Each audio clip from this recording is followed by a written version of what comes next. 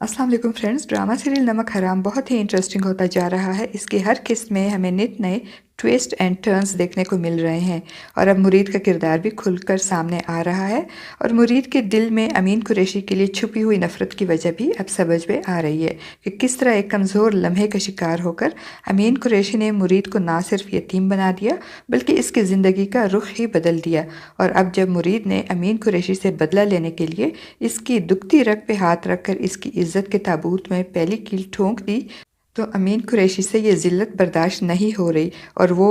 अपनी बेबसी पे तिल मिला रहा है और मुरीद इसकी तिलमिलाहट और बेबसी देख देख कर बहुत खुश हो रहा है। अमीन कुरैशी जिसके लिए इस वक्त अपनी गिरती हुई साख और डूबती हुई इज्जत को बचाने का सिर्फ एक ही तरीका समझ में आ रहा है कि वो किसी तरह अस्मा की शादी करवा दे। और ऐसे में जब इसकी मंजूर नज़र मलाइका उसे मशवरा देकर कहती है कि अस्मा की शादी अपने ख़ास नौकर से कर दो क्योंकि वो तुम्हारे हुक्म से इनकार नहीं करेगा और इस तरह तुम्हारा मसला भी हल हो जाएगा। अमीन कुरैशी मलाइका की बात सुनकर उस पर तो नाराज़ होता है मगर बहुत सोचने के बाद उसे भी मलाइका की बात सही लगती है। तो वो मुरीद के क्वार्टर में जाकर इससे बात करने की कोशिश करता है मगर वहाँ जाकर अचानक उसे अपने माजी का वो गुनाह याद आ जाता है जो इसने मुरीद की माँ के साथ 20 साल पहले किया था। मुरीद की माँ के साथ उसने ज़्यादती की थी, इसलिए घबराकर वो मुरीद से बात किए बगैर वहाँ से निकल जाता है। और दूसरी तरफ मुरीद अमीन कुरैशी की इस हालत को देख देख कर बहुत खुश होता है और उसे मालूम होता है कि अब अमीन कुरैशी के पास कोई और हल नहीं और at the end of the day Amin Qureshi को मजबूरन अस्मा की शादी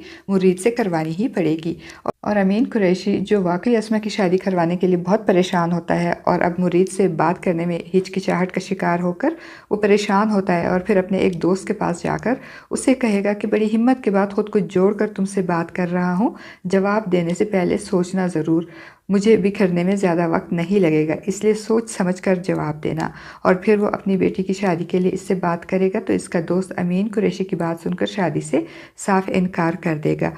और कहेगा कि जो कुछ अस्मा ने किया है इसके बाद कोई भी इससे शादी पर रजामंद नहीं होगा और तुम मुझसे मेरी दोस्ती की इतनी बड़ी कीमत मांग रहे हो जो मैं अदा नहीं कर सकता। तुम क्यों अपनी बदनाम बेटी को मेरे सर पे डालना चाहते हो? तुम बराए मेहरबानी मुझे इस मामले से दूर ही रखो। और यहाँ से भी साफ इनकार सुनने के बाद अमीन कुरैशी को एक बार फिर मुरीद का ख्याल आएगा और वो अपने आप को समझाते हुए कहेगा कि अपने माजी के गुनाह को जहन से निकाल कर मुझे अब अस्मा की शादी मुरीद से कर देनी चाहिए क्योंकि पूरी दुनिया में सिर्फ मुरीद ही एक ऐसा शख्स है जो इसके हुक्म से इनकार नहीं करेगा। मगर वो अभी कशमकश में ही होगा और ख़ुद में इतनी हिम्मत नहीं पा रहा होगा कि अपने नौकर से ख़ुद अपनी बेटी की शादी की बात करे। और दूसरी तरफ मुरीद अमीन कुरैशी की इस कैफियत से बहुत महजूज होगा, उसको बहुत इंजॉय करेगा और अपने दोस्त मुस्तफ़ा के पास जाकर भी उससे बताएगा कि अमीन कुरैशी की इज़्ज़त खाक में मिल चुकी है और इसकी हालत देखकर मुझे बहुत सुकून मिल रहा है। तो मुस्तफ़ा उसे कहेगा कि अब हमें अपने अगला कदम भी जल्दी उठाना पड़ेगा और ना अस्मा की जो जहनी हालत है मुझे डर है कहीं वो अपनी जान ही ना ले ले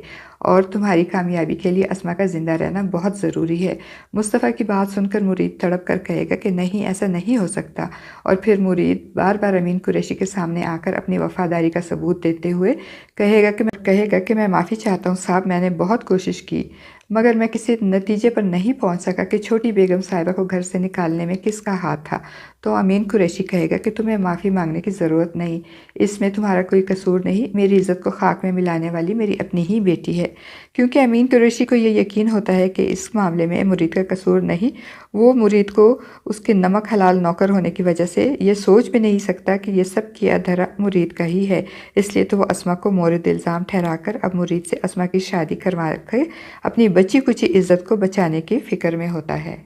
और फिर एक तरफ तो अमीन कुरैशी मुरीद से शादी की बात करने के लिए अल्फाज ढूंढ रहा है तो दूसरी तरफ मुरीद इंतज़ार कर रहा है कि कब अमीन कुरैशी इसके सामने अपनी बेटी का रिश्ता रखे और फिर नौकर और मालिक का फ़र्क ख़त्म हो और वो अमीन कुरैशी के बराबर खड़ा होकर इससे बदला ले सके। और दूसरी तरफ अमीन कुरैशी की बहन अस्मा के करतूत देखते हुए अपने इकलौते बेटे अरसल के साथ एमल का रिश्ता भी ख़त्म कर देंगी, जिस पे अरसल तो बहुत उदास होगा मगर एमल बहुत खुश होगी और मुरीद के पास जाकर उसे खुशखबरी सुनाते हुए कहेगी कि मेरी तुमसे सच्ची मोहब्बत की ताकत ही है कि फूफो ने खुद अरसल के साथ मेरा रिश्ता ख़त्म कर दिया।